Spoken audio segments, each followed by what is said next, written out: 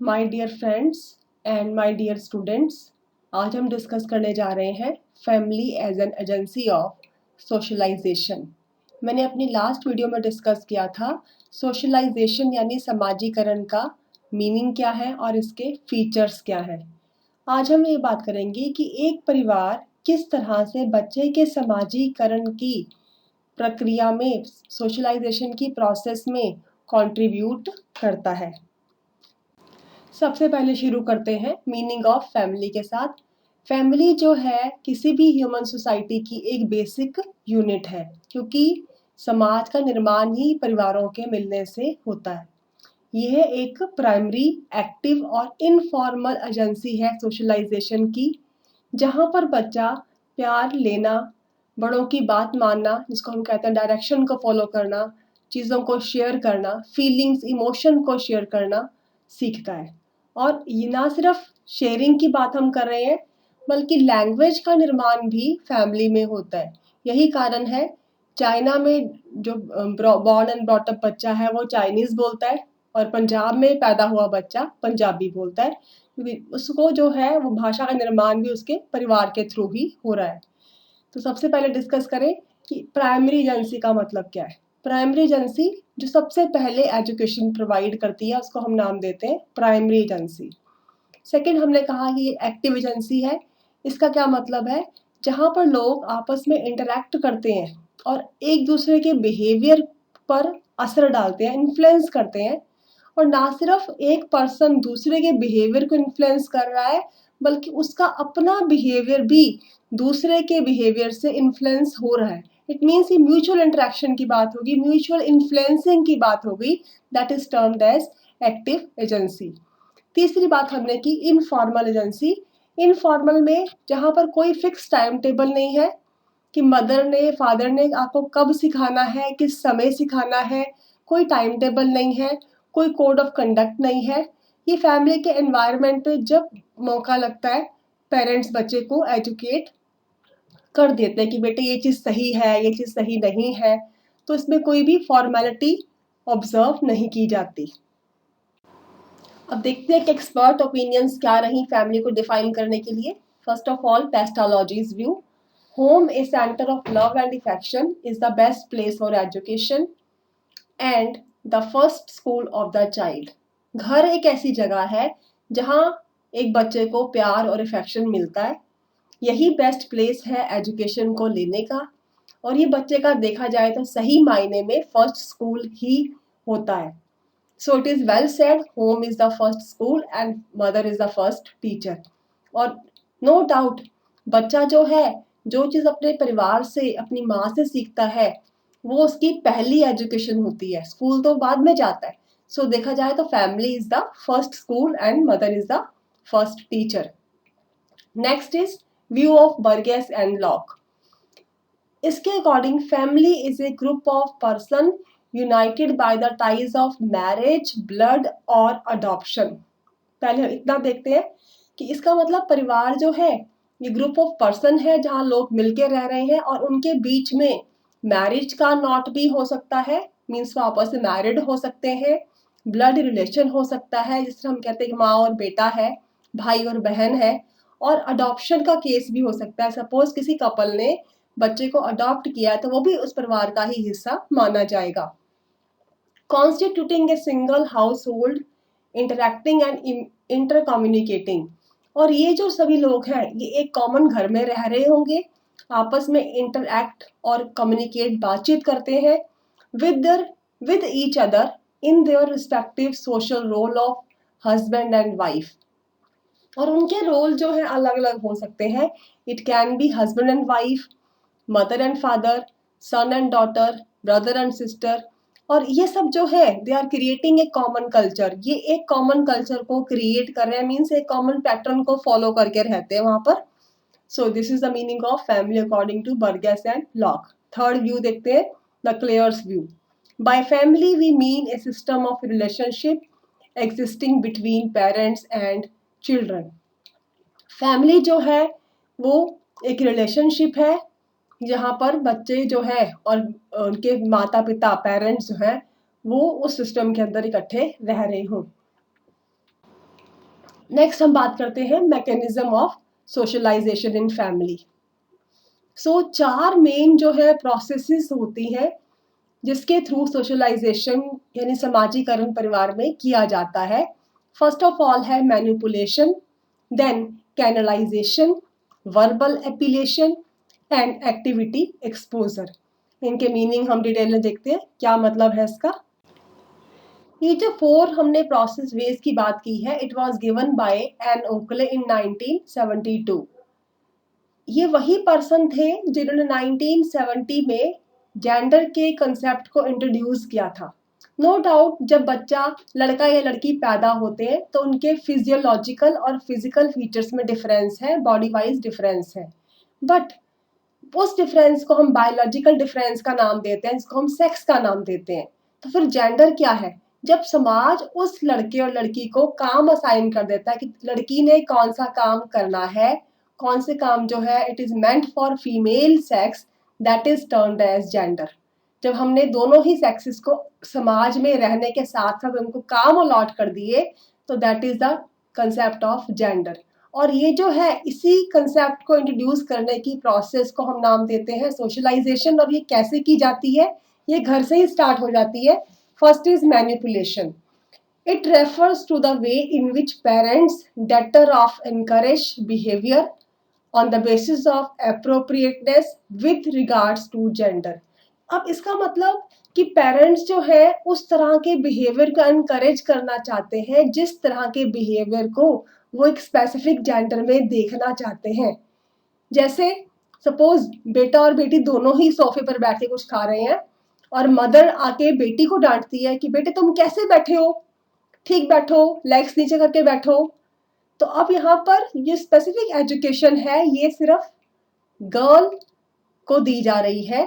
तो अब यहाँ पर जो है बच्चे को, गर्ल चाइल्ड को सिखाया जा रहा है कैसे बैठना है। तो ये कंसेप्ट कैसे आ गया? With special reference to girl child. तो ये जेंडर को हमने इंट्रोड्यूस कर दिया यहाँ पर।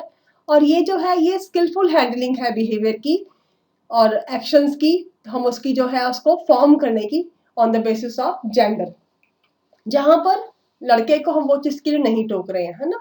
और इसमें अगर हम देखें कि सपोज वही बेटी जो है अगर वो फ्रॉक पहन के आ रही है तो मदर उसको अप्रिशिएट करती है कि लुकिंग गुड।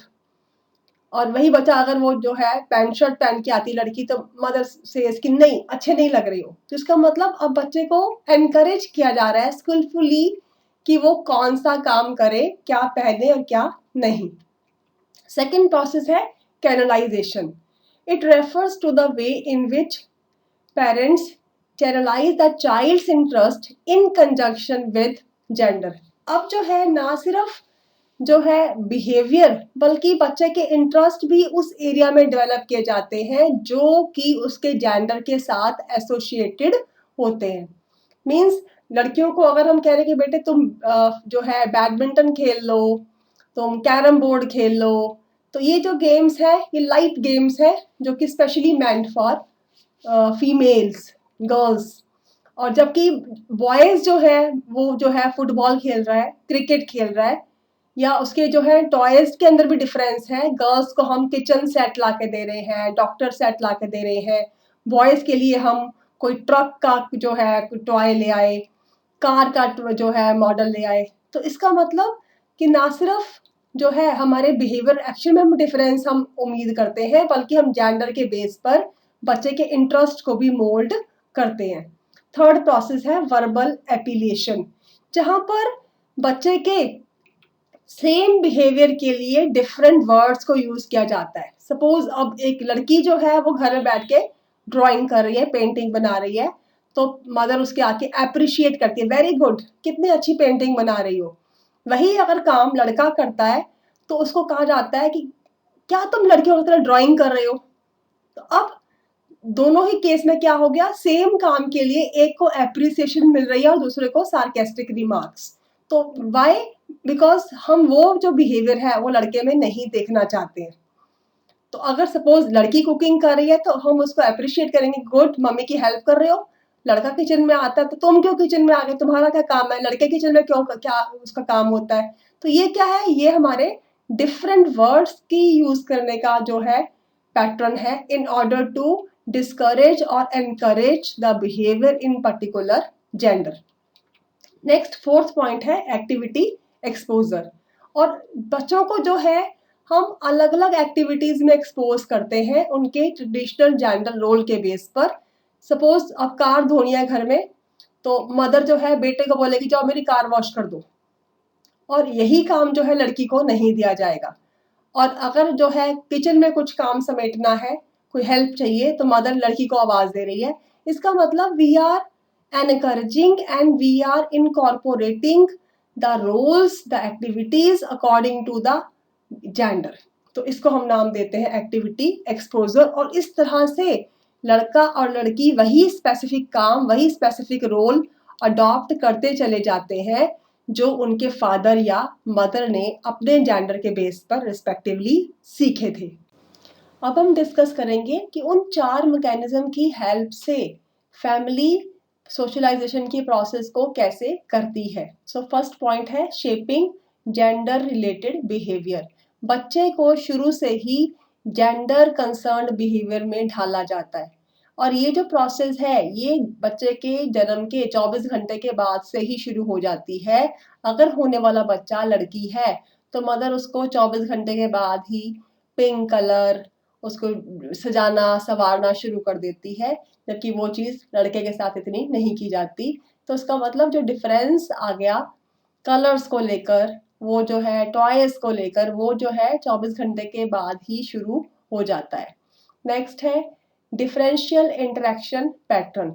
और जो हमारा इंटरेक्ट करने का तरीका है बेटा या बेटी से वो भी डिफरेंट होता है।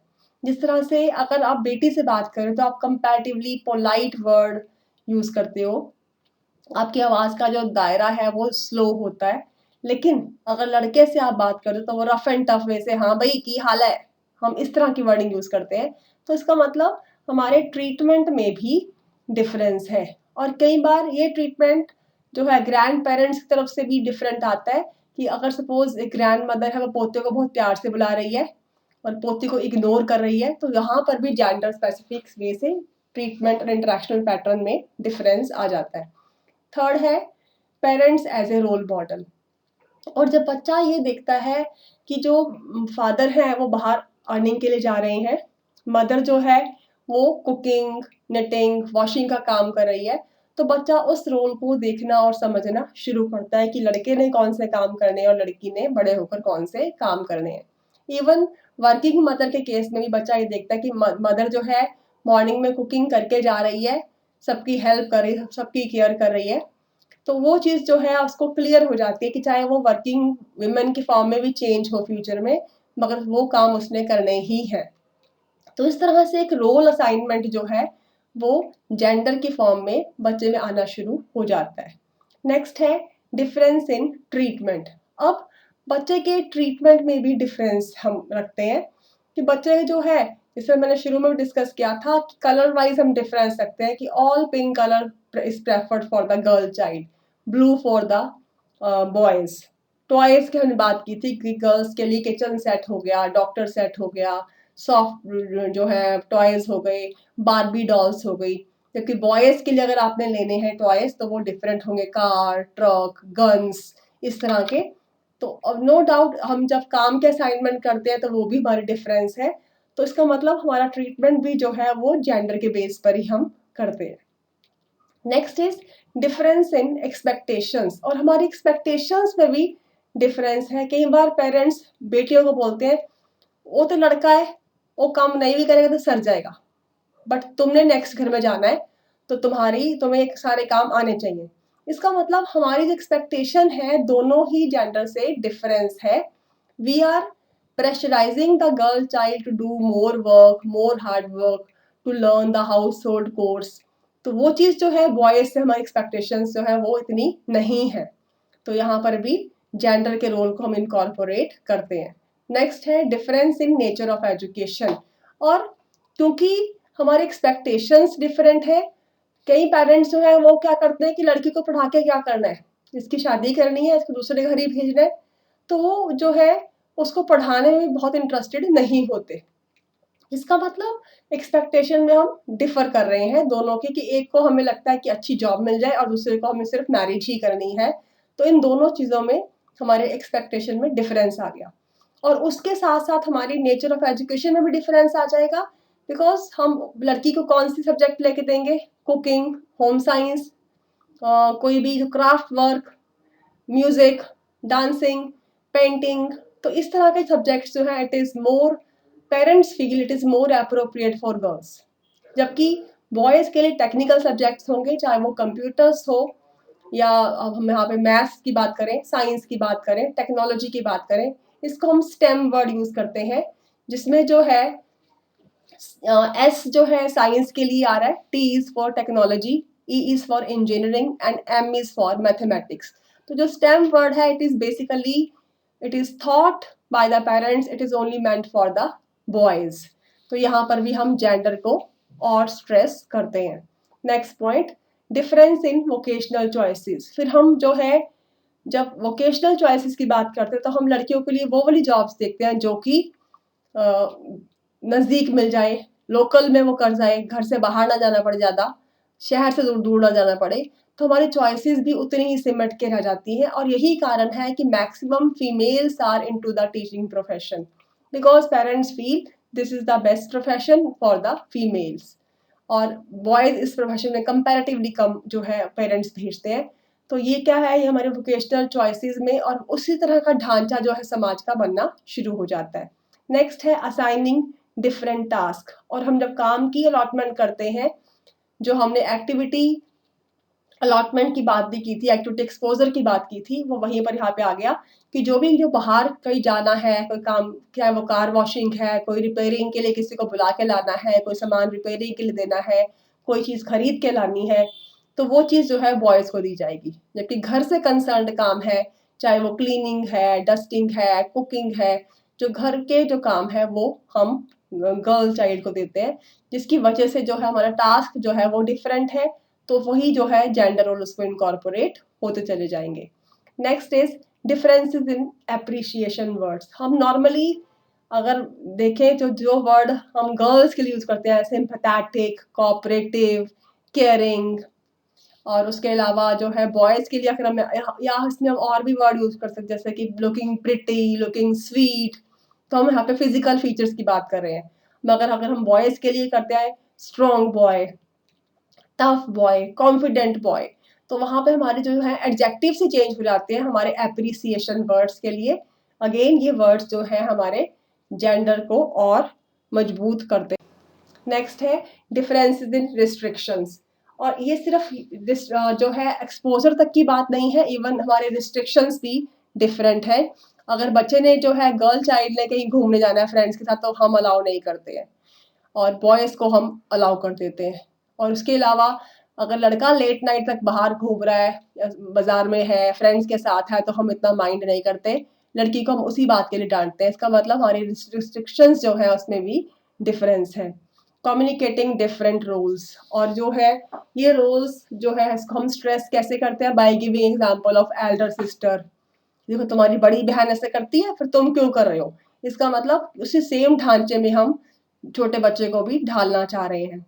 Then difference in attitude toward their marriage. Again लड़की की मैरिज को लेकर हम ज़्यादा चिंताजनक होते हैं, उसकी स्टडीज से ज़्यादा हम उसकी मैरिज पे फोकस कर रहे होते हैं, जबकि ये जो केस है वो रिवर्स है in the case of boys.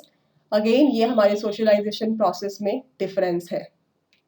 Next, difference in sources of recreation. Again जब कोई हंसी मजाक खेलना और चेंज करना है, रिक्रिएशन करना है, तो उसके सोर्सेज में भी डिफरेंस है। बॉयज़ उसके लिए मूवी जाके देख सकते हैं, गर्ल्स को हम पेंटिंग या निटिंग करा देंगे, तुम यहाँ पे जो है सिलाई कढ़ाई सीखो, तो उसके रिक्रिएशन जो है वो अगेन होमली कंसर्न्ड अफेयर्स होते हैं। नेक्स्ट है इंटरनलाइजेशन ऑफ रोल्स। और कई बार हम ये चीज़ सिखाते और कहते नहीं है, बच्चा आसपास को देखकर ही सीखता है, आसपास के रोल को देख के ही वो समझता है कि कौन सा काम उसने करना है। वो सीख के जब उसको अपने अंदर जो है वो चीज़ जब समा जाती है, तो उसको हम नाम देते हैं इंटरनलाइजेशन। तो उसके अलावा डिफरेंट कल्चरल प्रैक्टिसेस, और हमारे ऐसे बहुत से रीति रिवाज भी हैं जहाँ पे हम जेंडर को और मजबूत करते हैं, वो रोल्स को और मजबूत करते हैं। हमारी जितनी भी कहावतें हैं, आशीर्वाद हैं, वो सारे मेल ओरिएंटेड हैं। हम किसी को बोलते सदा सुहागन रहो, है ना, या भगवान बेटा दे, तो इस तरह के जो चीज़ें हैं, या हमारे फेस्टिवल्स हैं जहाँ पे सिर्फ जो है वो लड़की जो है लड़के को ही वेटेज दी जा रही है, चाहे वो भैया दूज की फॉर्म में है, चाहे वो रक्षाबंधन की फॉर्म में है, चाहे वो धागे का व्रत है जहाँ पे बेटों की जो है नाम रख लिख कर पूजा की जाती है। ऐसे बहुत सारी हमारी कल्चरल प्रैक्टिसेस हैं जहाँ पर हम एक मेल डोमिनेटेड समाज को प्रेफर करते हैं। और इसका फिर रिजल्ट क्या है? And we get the same society again. हमें फिर वही ढांचा, वही समाज, वही सोसाइटी हमारे सामने फिर से आ जाती है। और हमें फिर क्या ये लगता है कि इतने ज़्यादा मॉडर्नाइज होने के बाद, एजुकेट होने के बाद समाज वैसा ही क्यों बनता चला जा रहा है, समाज में चेंजेस क्यों नहीं आ रहे हैं? तो उसका एक और एक सिर्फ कारण है सोशलाइजेशन प्रोसेस। जब तक हम सोशलाइजेशन की प्रोसेस में चेंज नहीं लेके आएंगे, हम नए समाज की उम्मीद नहीं कर सकते हैं। So, if you like this video, please subscribe and share. Thank you so much.